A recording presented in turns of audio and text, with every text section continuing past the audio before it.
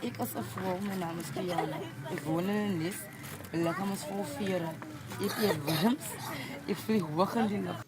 Hierdie gedig is een van die min dinge wat 8-jarige Kiana Williams se ma, Emily, van haar dogter oor het.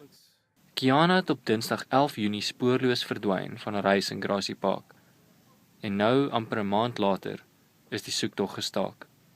Kiana se ma sê sy is dankbaar vir die polisie en die gemeenskap se rol in die soektog.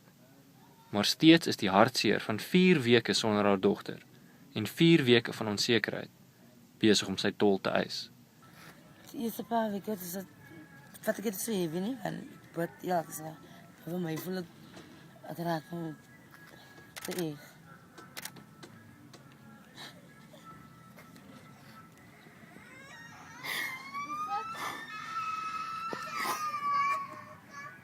Hoewel die soektog na Kiana gestaak is, duur die ondersoek voort.